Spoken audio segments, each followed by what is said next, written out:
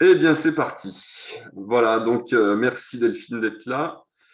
Aujourd'hui, on va faire une présentation de ma prochaine vidéoconférence sur tout ce qui est passeur d'âme. Alors là, c'est marqué médiumnité collective parce que je l'ai fait déjà une bonne dizaine de fois à Clermont-Ferrand avec 5-6 personnes où j'essayais, je passais des messages en direct, voilà, de personnes défuntes. Et bien sûr, une des premières choses que je vérifie, c'est si le défunt est bien passé de l'autre côté.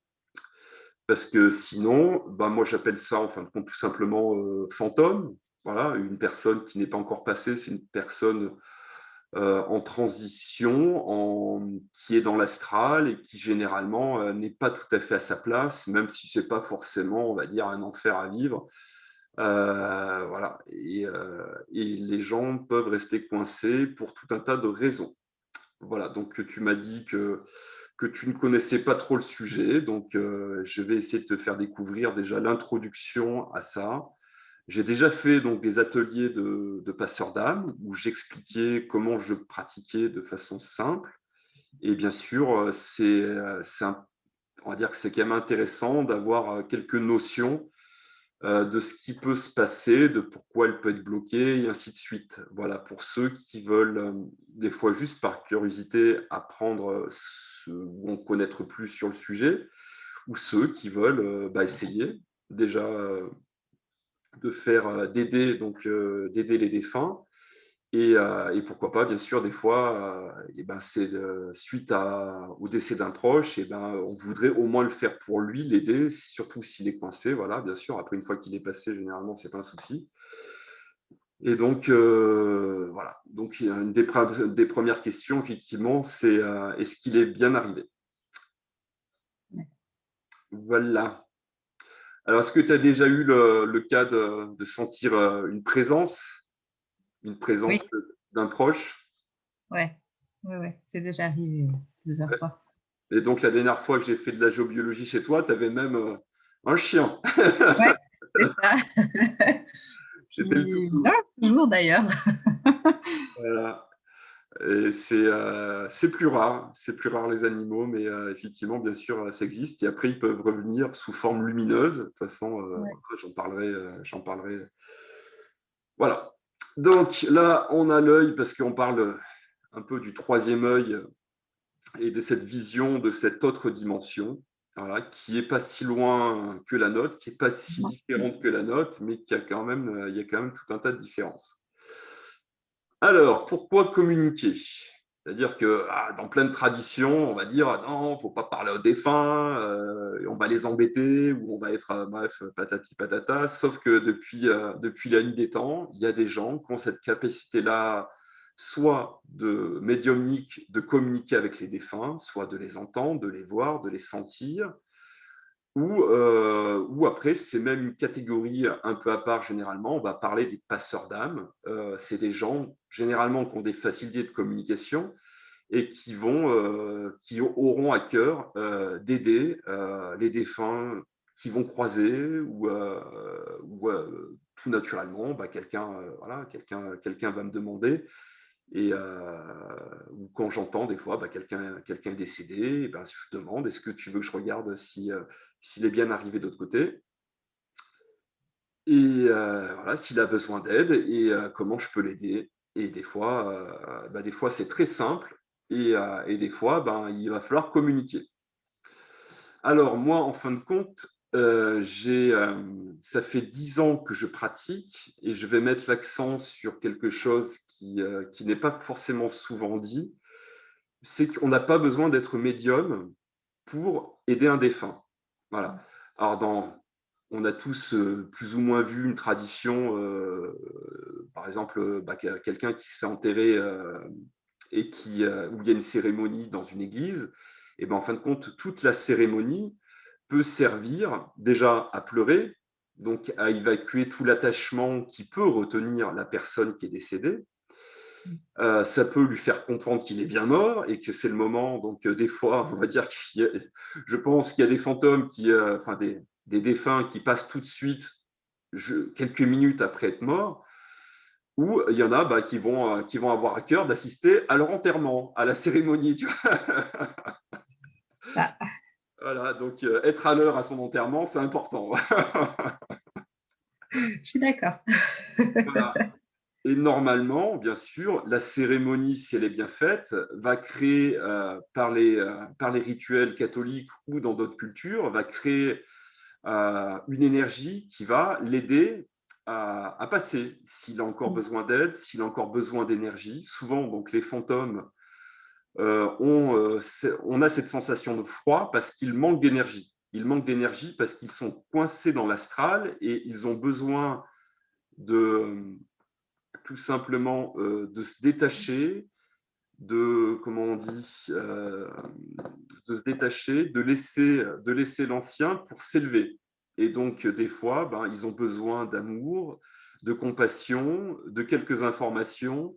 Et dans une cérémonie, voilà, on peut envoyer de l'énergie si c'est bien fait. On va envoyer pas mal d'énergie et ça va le pousser. Ça va le pousser et lui permettre de s'élever. Et quand enfin on sent que c'est le moment, et généralement, il y a une espèce de voile qui apparaît, une lumière, quelque chose comme ça. Ça dépend aussi, à mon avis, beaucoup des croyances. Et après, donc, c'est le passage. Et voilà.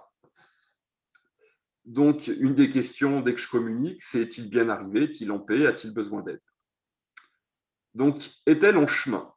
Alors, je ne sais pas si tu l'as vu, ce film, c'est Lovely Bones, Non, un je connais très pas. beau film fait par Peter Jackson, celui qui a fait Le Seigneur des Anneaux.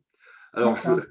je tiens tout de suite à dire que c'est un peu dur, donc dans le sens où c'est l'histoire de cette jeune fille qui se fait assassiner par on va dire, par un détraqué. Ouais. Donc, le passage est un peu dur, mais on ne voit pas tout, hein, ça c'est clair et net. Voilà. Et on voit tout son cheminement en tant que jeune âme, enfin dans le sens où elle était jeune, et on voit toute son histoire, toute son aventure qui se passe de l'autre côté. Et c'est très bien fait, avec beaucoup de poésie. Et pour moi, c'est une référence. Voilà, c'est vraiment, D'accord. c'est presque documentaire. Voilà. D'accord, ok. Et c'est très beau. On voit même un instant du karma à la fin qui va toucher justement ce détraqué qui en est pas à son premier coup. Et on voit le détachement des parents, on la voit évoluer dans le monde de l'astral. Et par exemple, tu vois, si d'un seul coup elle se met en colère ou qu'elle devient triste, tout son environnement astral dans lequel elle est, par exemple, elle est autour d'arbres, et en quelques secondes, les arbres vont flétrir parce que tout le monde astral est notre projection de nos émotions. Enfin, et D'accord. c'est vraiment très joli. Voilà, c'est un des plus beaux films que j'ai vu, aussi bien fait, sans commentaire, sans allusion quelque part religieuse. C'est Ouais. juste, voilà, pour moi, c'est une très belle image de l'au-delà, enfin de ce monde intermédiaire entre notre monde 3D et ce que je vais appeler le paradis, entre guillemets, cette dimension supérieure où on est rempli d'amour. Voilà. Et dans laquelle tout le monde y arrive. Voilà. Même les méchants, ils y arrivent un jour ou l'autre, pour moi. Alors, communiquer, ça peut être un besoin pour nous, bien sûr. Et, ce n'est pas forcément mauvais dans le sens où on ne va pas forcément les déranger. De toute façon, s'ils sont encore coincés, c'est que généralement, ils peuvent avoir quelque chose à nous dire. On peut facilement voir, moi j'ai eu plusieurs cas, voilà, des gens qui sont encore attachés à leurs enfants. Dernièrement, je l'ai mis en vidéo, c'était l'histoire d'une dame qui voulait bercer un enfant, mais ce n'était pas le sien, donc c'était un peu le bazar. J'ai rencontré tout un tas de gens qui parlent tout simplement à leur mari, à leur enfant, à leurs parents, et ils savent qu'il des fois il est présent, ils savent qu'il entend. Après, tout le monde malheureusement n'a pas la chance d'avoir une claire audience ou une claire vision. Moi, franchement, c'est pas net encore chez moi. Mais ce qui est sûr, c'est qu'ils nous entendent et qu'ils vont nous envoyer des signes. Et des fois, on sent leur présence et c'est magnifique de se dire que des fois, quelqu'un, moi je sais pas, moi quelqu'un qui était mal dans sa vie, qui était alcoolique, et en passant de l'autre côté, il va pouvoir mieux aimer ses enfants. Ouais. Tu vois, et ça, c'est magnifique quelque part. on ne se rend pas compte à quel point nos ancêtres nous aident. Voilà. Parce qu'ils le font de façon subtile et on ne s'en aperçoit pas. Voilà. Souvent aussi, tu l'as peut-être déjà vécu, tu vas rêver de quelqu'un de défunt. Voilà. Ouais. Et donc, des fois, ils nous rejoignent dans nos rêves pour nous expliquer deux, trois trucs. Et des fois, on se souvient du rêve ou pas, mais peu importe, ça va imprégner notre inconscient et on sera averti. Voilà. Ouais, c'est ça. Après, qu'est-ce que j'ai? Donc, pour soulager la souffrance, bien sûr, de la souffrance de ceux qui restent et de ceux qui sont de l'autre côté, pour comprendre un départ inattendu, même si des fois, ils n'ont pas envie de s'attarder, en fin de compte, sur les causes de leur départ, par exemple, en cas de Mmh. suicide, en cas de… Des fois, ils vont expliquer, puis des fois, ils vont dire, bah, de toute façon, c'est déjà le passé, on ne va pas revenir sur les détails. Et voilà. Voilà. Pour faire son deuil en douceur, parce que c'est un peu, voilà, ça va être très important pour certaines personnes de savoir qu'ils sont bien arrivés. Ça va être très important pour certaines personnes d'avoir une certitude que l'après-vie existe. Donc, pour certaines personnes, ça va être très important, en fin de compte, de rencontrer un bon médium ou d'avoir des preuves vraiment solides sur le fait qu'on est en contact avec la bonne personne et que tout va bien. Voilà. Alors, comment communiquer? Alors ça, moi, de toute façon, je le réécrirai plus spécialement pour vraiment faire cette conférence sur passeur d'âme. Là, on est dans la communication avec les défunts. Donc, effectivement, il y a tout un tas de façons de faire. Et bien sûr, je mets toujours en garde, on ne fait pas ça pour s'amuser avec des copains un soir de pleine lune à moitié bourré pour savoir y appeler n'importe quoi. Voilà. Donc, même avec des bonnes intentions, on peut ne pas avoir la bonne personne au bout du fil et ça peut être gênant, voire même des fois problématique. Voilà. Mais, euh, mais voilà, depuis longtemps, depuis la nuit des temps, on a toujours communiqué par différentes façons avec les défunts. En France, c'est redevenu énormément à la mode avec Allan Kardec, qui a fondé le spiritisme et qui est très connu dans le monde entier, et des fois même plus au Brésil qu'en France. Et le spiritisme, c'était contacter les défunts et faire tourner les tables. Voilà. Je n'ai jamais fait encore tourner ma table. Voilà. Après, donc, on peut voir tout un tas de canaux. On a tous un côté médiumnique en nous. On a tous une capacité, ou on a tous eu une expérience, généralement plus ou moins, ne serait-ce qu'un signe, ne serait-ce qu'avoir pu entendre, voir un défunt. Voilà. Et ça peut se développer, bien sûr. Il y a des façons. Moi, le gros avantage que j'ai, c'est que ça peut intéresser plus de gens parce que moi, je ne suis pas un grand médium du tout. Et en tant que géobiologue, donc, au début, j'ai appris la géobiologie, on va dire simplement. J'harmonise énergétiquement les maisons. Et rapidement, il y a déjà plus de 10 ans maintenant, je me suis dit, donc, est-ce que les défunts existent? Est-ce que les fantômes existent? On m'avait dit oui, oui, des fois, il faut s'en occuper parce que sinon, s'il reste le grand-père ou s'il reste l'ancien habitant et qui se promène dans la maison, ça peut être gênant. Et donc, j'ai pris le temps d'avancer sur le sujet. Je me suis pas mal renseigné et rapidement, j'ai compris qu'il suffisait la plupart du temps d'envoyer de l'amour, de demander aux anges d'intervenir. Alors, les anges, là aussi, je mets beaucoup de guillemets, c'est une conscience supérieure.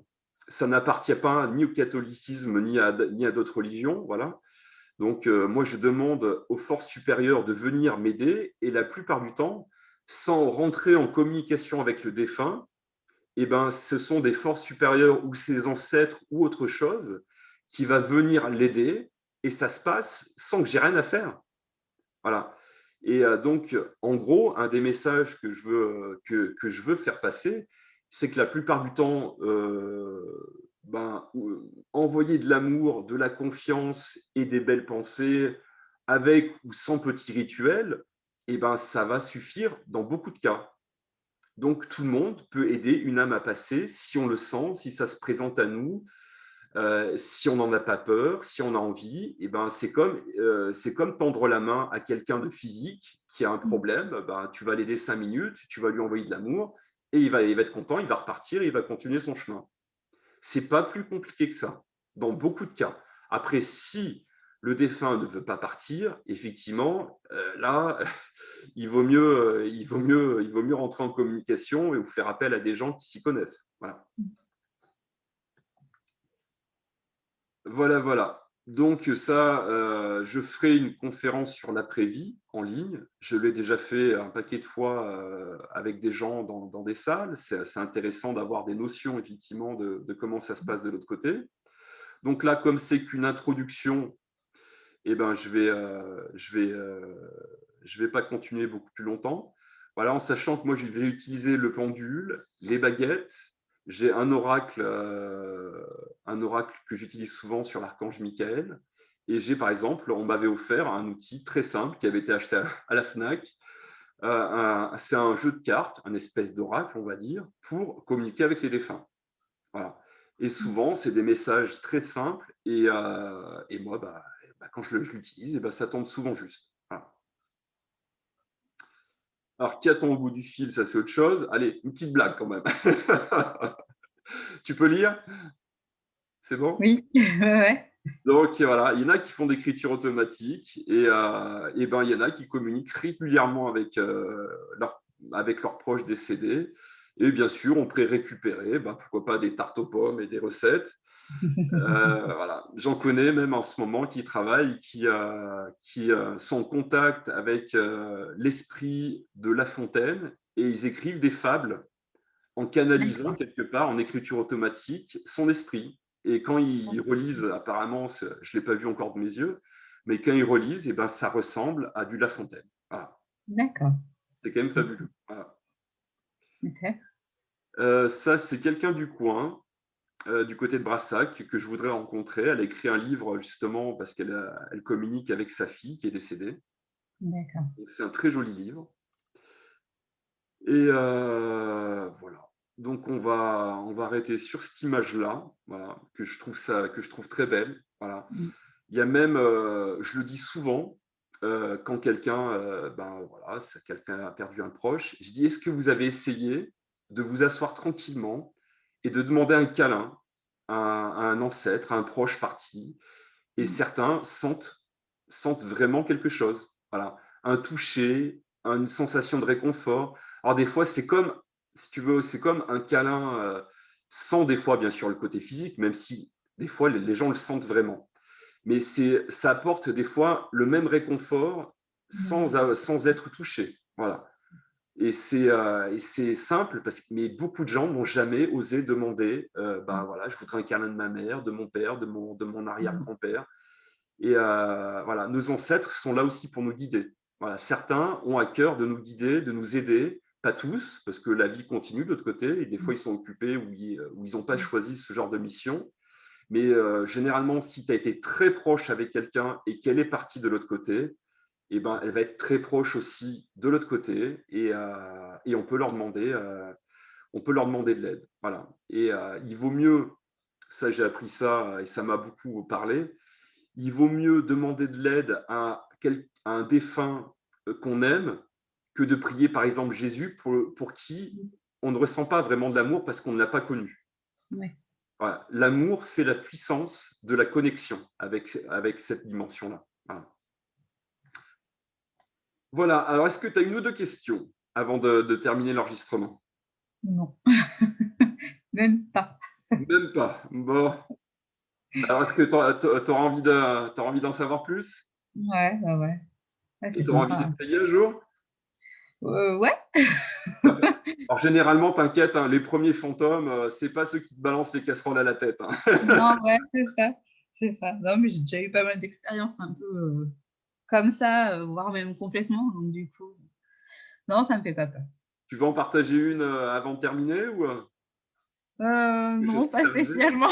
Non? Bon, allez, écoute, ça marche. Et à la rigueur, peut-être le moment de réconfort au câlin.